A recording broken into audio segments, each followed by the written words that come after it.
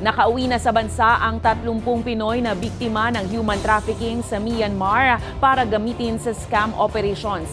Ayon sa Department of Migrant Workers, pumatol sa job offer sa social media ang mga naturang Pinoy pero ipinuslit ng walang dokumento sa backdoor ng Pilipinas. May balitang A to Z si Kim Salinas. Magpasalamat din po kami sa PNP-RCU. Po mga Yusek, good morning po.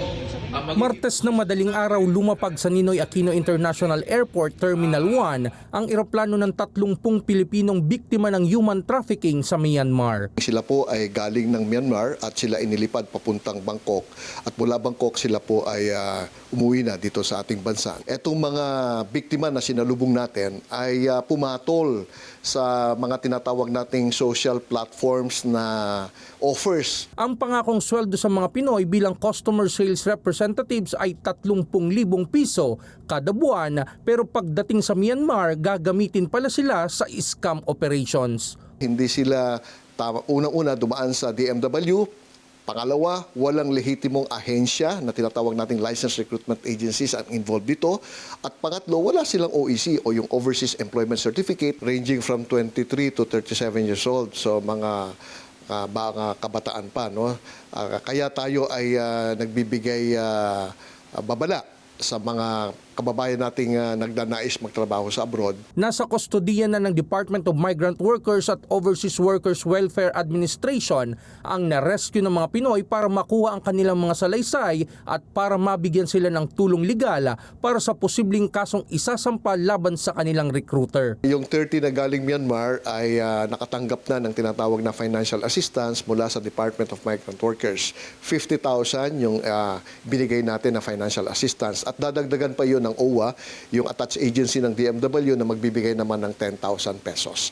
Maliban sa financial assistance, sila din ay bibigyan natin ng legal assistance. Babala ng DMW sa publiko, huwag basta-basta papatol sa mga nag-aalok ng trabaho abroad. Si Isabel, minabuting idaan sa direct hiring ang kanyang application. Direct hire po, wala po akong agency. Bale, naghanap lang po ako sa LinkedIn, ganon, Indeed, Jobstreet, yung mga available online jobs. Verified naman na po siya ng government natin. So, ayun po.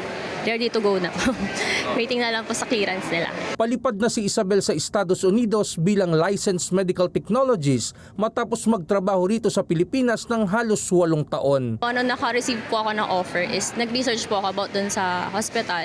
And then, since compliant naman po sila sa mga requirements na hinihingi ng government, naging kampante rin po ako na yung pupuntahan ko po is legit and hindi siya scam. Huwag kayong papatol sa mga natatanggap ninyong mga offers sa social media nang hindi nyo vina-validate dito sa ating ahensya sa Department of Migrant Workers. Paalala ng DMW, dapat ay bago pa lang tumulak pa ibang bansa ay hawak ng valid working visa at hindi tourist visa.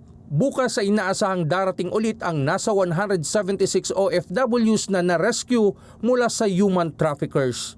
Para sa Balitang A to Z, Kim Salinas.